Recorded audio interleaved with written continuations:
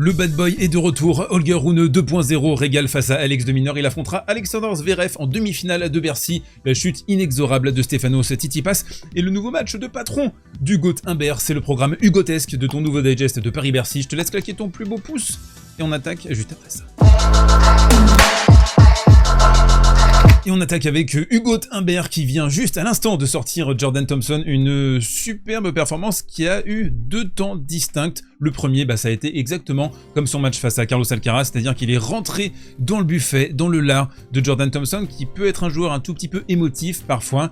Et en gros, il lui a dit, tu vas pas rentrer dans ta partie, je vais te rentrer dedans, je vais exploser toutes tes deuxièmes balles et je vais te découper. Et ce qu'on a vu chez Hugo, et ce qui explique aussi pourquoi il est si fort sur les surfaces rapides, comme le gazon ou l'indoor rapide, qui est celui de Bercy cette année, c'est une surface d'ailleurs qui a été largement accélérée ces dernières années, et bien c'est sa faculté à maintenir des retours extrêmement bloqués avec une préparation très courte. Vous le voyez, il a juste à mettre sa raquette en opposition et il arrive à bien contrôler la balle, ça c'est un atout qui est formidable. Un premier set majestueux, un deuxième set beaucoup plus compliqué, on a vu Hugo un peu touché au niveau du pied sur la fin du set, des difficultés à se déplacer, Thompson qui a commencé également à se mettre en régime, et là il aurait pu avoir quelques petits regrets parce qu'il a eu 2 balles de match dans cette position, 2 retours qui sont apportés dans la raquette qu'il va malheureusement rater, ce dont Thompson va profiter immédiatement après, et ça c'est un grand classique en tennis avec un Hugo qui va se déplacer au niveau de la latéralité et on comprend que ça commence à être un petit peu difficile, il va faire appel au soigneur juste après, grosse faute directe dans cette séquence, réaction immédiate de la part d'Hugo qui va enchaîner, qui va enfoncer le coup droit de Thompson, 3 fautes directes en coup droit sur ce jeu. C'est le débreak, on se retrouve donc dans le tie-break. Un tie-break énorme pour Hugo qui va montrer à la fois ses qualités défensives qu'on lui soupçonnait pas forcément. Ce sont ses qualités défensives en partie qui lui ont permis de s'imposer hier face à Carlos Alcaraz. Là on va avoir un triple lob complètement fou, ça c'est un échange moi qui m'a foutu les poils. Personnellement j'étais debout sur la table basse et également 2 accélérations létales sur la fin de ce tie-break pour le prendre au nez et à la barbe de Thompson. Belle petite barbe bien fournie d'ailleurs du côté du joueur australien, et je voudrais pointer particulièrement les qualités de matcheur d'Humbert qui lui ont permis de faire la différence dans cette partie, et ça fait plaisir de voir un Français avec cette attitude, cette croyance profonde. Le gars il se parle également sur les changements de côté, donc il m'a franchement encore une fois régalé, le Hugo Humbert. On enchaîne avec Stefanos Tsitsipas, la déroute, la biroute face à Alexander Zverev. Alors c'est un match qui s'est joué essentiellement au service pour Stefanos qui est simplement à 49% de première balle sur l'ensemble de la partie. Le Z lui est à 70%, donc difficile de s'organiser en +1 pour le Steph. Là sur ce jeu, le 11e jeu du premier set, il passe simplement une première balle sur 7 services. Et ici, c'est forcément la double faute. Stefanos qui globalement va être insignifiant sur les jeux de service de Zverev. Et je voulais vraiment pointer un aspect de son jeu avec vous. C'est pas forcément le revers. Parfois on dit oui, le revers de Stefanos il est pas bon.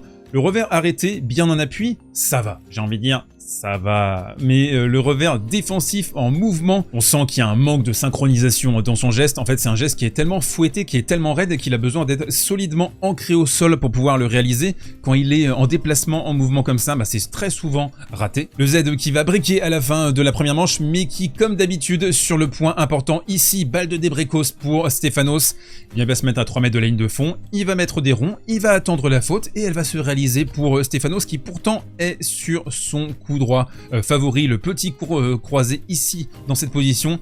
Il l'adore, c'est la régalade habituellement. Ici, il va envoyer un milieu d'uf dégueulasse. Un autre aspect paranormal dans le jeu de Stefanos aujourd'hui, ça a été ses retours de revers boisés. Alors là, il a coupé du bois, les amis.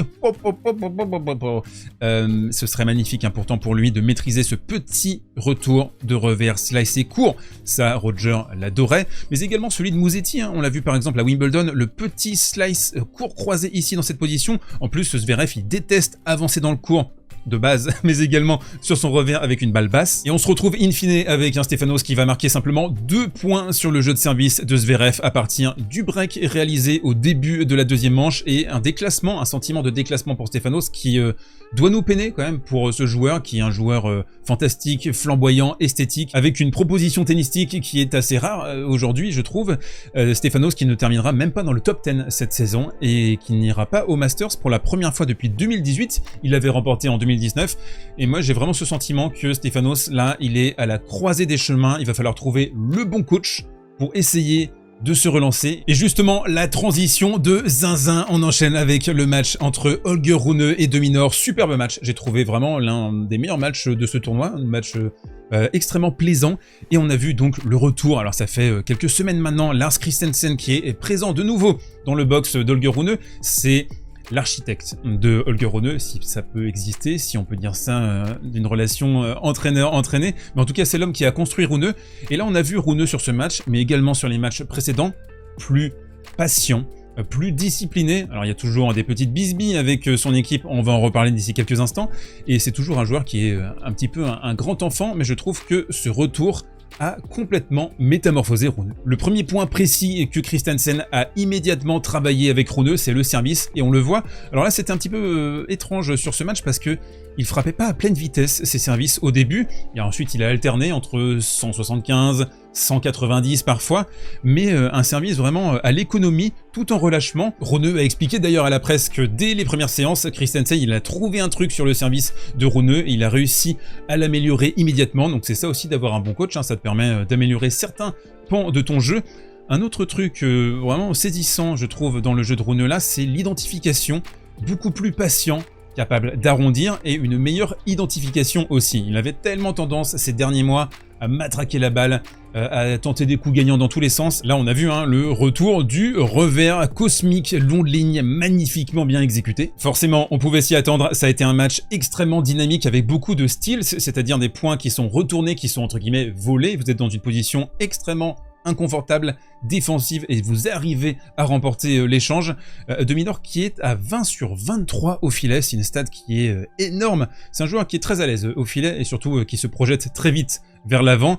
Malheureusement pour lui, il est simplement à 47% de première sur ce match et ça a pas mal joué sur la fin. Et du coup, jusqu'à 6-4, 4 partout, 0-30, Rune qui nous sort une masterclass, une classe des maîtres. Et là, on va avoir une défense énorme de la part d'Alex Dominor. Et Rune qui va un petit peu troller, qui va nous faire un Jokos match plein milieu ici, paf, ça va être retourné. Dominor qui va appuyer sur le champignon sur la fin de la deuxième manche et on se retrouve sur le moment pivot de la partie. Nous sommes au début du troisième set. Holger Rune qui s'octroie 2 balles de break. Il est à 2 doigts de fissurer, hein. On le voit parler à Christensen et ça en fait, ce sera dans l'ADN de ce joueur. Ce joueur, il va tout le temps s'agacer, il va toujours arriver sur des moments de la partie où il va s'énerver, où il va essayer de trouver la solution parce que c'est un matcheur, c'est un mec qui a envie de gagner. Mais la question c'est, comment est-ce que tu convertis ça? Comment est-ce que tu convertis cette énergie négative, cette pression, ces pulsions en quelque chose de positif? Et justement, c'est là où Christensen est super important pour lui. Parce que Christensen, il va le garder, il va le cornaquer un peu en mode Ferrero Alcaraz. Parfois, il lui dit « colle-toi la ligne, essaye de relancer un peu plus près sur les deuxièmes balles ». Parfois, il lui dit également « arrondis, prends ton temps ». Et on voit, il arrive bien à moduler son tennis, il va finalement breaker ici dans ce 5e jeu. Et là où il va être très fort, et là je vous le dis, typiquement ce match-là, il le perdait mais 9 fois sur 10 avant que Christensen revienne dans son box. C'est ici, nous sommes à 30-1, 5-4, Dominor qui est à 2 points simplement du match. Rune qui va monter uniquement 8 fois dans ce match, et il va choisir ici de monter une première volée dans cette position, une autre pour terminer côté gauche. C'est pas anodin de le faire sur un moment aussi chaud. Ce qui est pas anodin non plus, c'est que juste après, à 5 partout, il va prendre ses responsabilités. On a retrouvé les gros retours que peut nous faire Holger.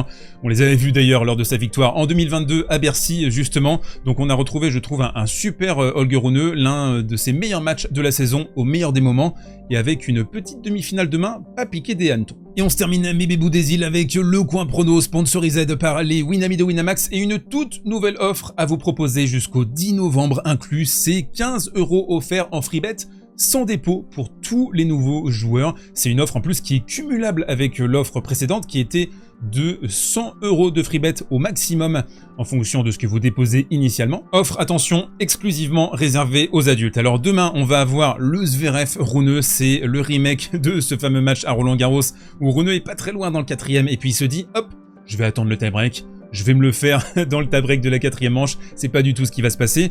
Et on avait eu également un match au Canada. Alors il y aura 2 points cruciaux dans ce match. D'abord, la qualité de service de Zverev. On est sur une surface qui est très rapide pour les standards actuels. S'il est au-delà des 70-75, ça risque quand même d'être un petit peu compliqué pour Rune. Un autre point essentiel pour moi, ça va être la gestion des rallyes, parce que on a vu, c'est un Rune 2.0 qui est capable de moduler, qui est capable de mieux identifier les balles attaquables. Je reste quand même persuadé qu'on est sur des conditions qui sont pile poil à l'avantage de Zverev.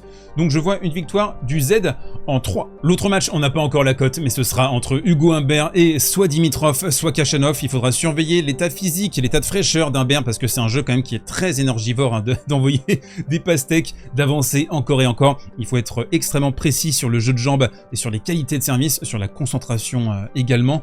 Donc j'ai peut-être une petite réserve hein, pour Hugo demain. Voilà, on se retrouve demain en tout cas pour débriefer les demi-finales. D'ici là, portez-vous bien, prenez soin de vous et faites-vous un croissant éclair au chocolat. Oh là là.